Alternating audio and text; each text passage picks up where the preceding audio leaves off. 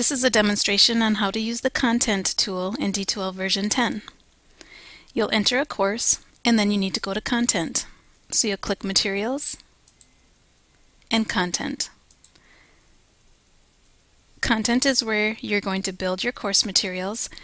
So the first module that you'll create will be something like Getting Started or Course Information, and then you'll start building your topics underneath that module. Content is built using modules and topics. So in this example you can see my modules, which are like headings: Getting Started, Unit 2, Unit 3, Unit 4, and so forth. So you'll want to think about how you want to organize your content. But the first module will be Getting Started. So you'll want to create a module.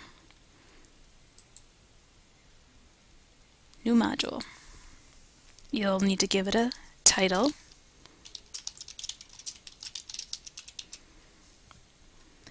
And save and close. Anything that you add new will be added to the bottom of the page. So here's the one that I just added, Getting Started. And now I'm ready to build content.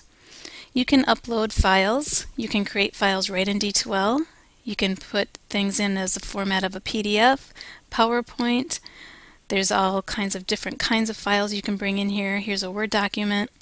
We would recommend that if there's a document that you're providing to students that is static information, in other words, they're just going to look at the information, maybe print it, but they don't have to take the file and edit it in any way, that you would create the file in Word, save it in Word, and then also save it a second time as a PDF.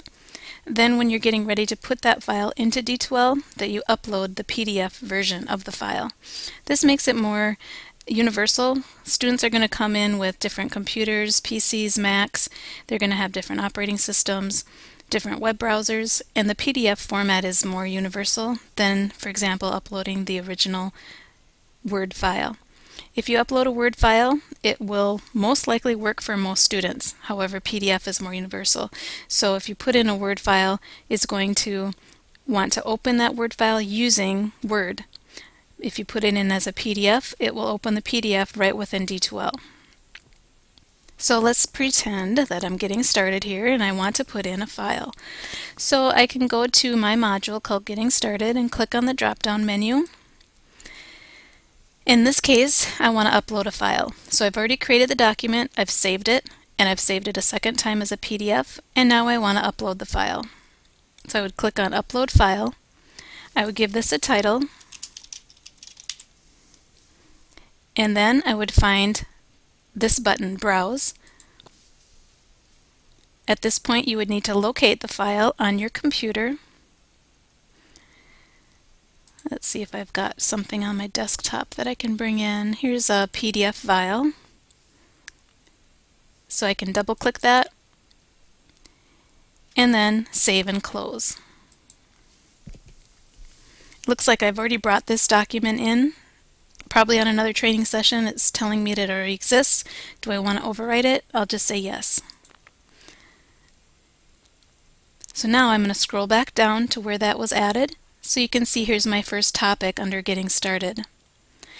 So now I'm ready to add my second topic. I would follow the same process.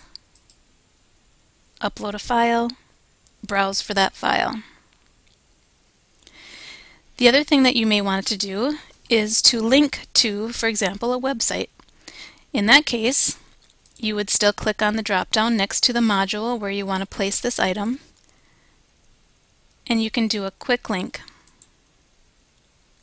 You would still give it a title,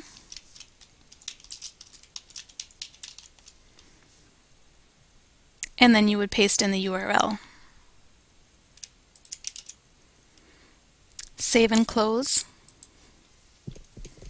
And I'll scroll down so you can see it added that link. So those are the two most common ways that you'll add content. If you do have video files and things like that, there's sometimes more work to be done with that, and that's something we can help you on with an individual basis. But for just getting documents in, you're going to create your module and then start building your content. There are some additional features within content. For example, if I bring down the drop down for Getting Started and do Edit, there's a restrictions tab, and you'll find this at not just the module level but also the topic level. You may want to go in and check out the restrictions. For example, you could build a module and just keep it hidden until you're ready for students to see it. You could also release it based on a start date. So maybe your module 2 you don't want them to see until the 3rd week of class. You could specify that here. And then any changes you make, you would want to save it. Every time that you upload a file into D2L, it is saved in your Manage Files area.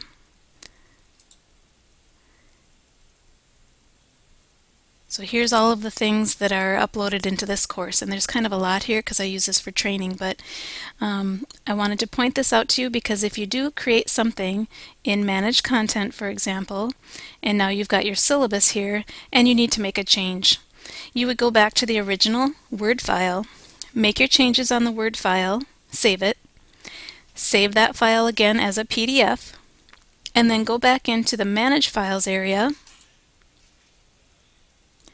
and you would upload the file here. When you upload the file here, if it's got the same exact name as you had before, then it'll come up with a message that'll ask you, this file already exists, do you want to replace the file? And you would say yes. So that's the best way to update files, is to go through the Manage Files area.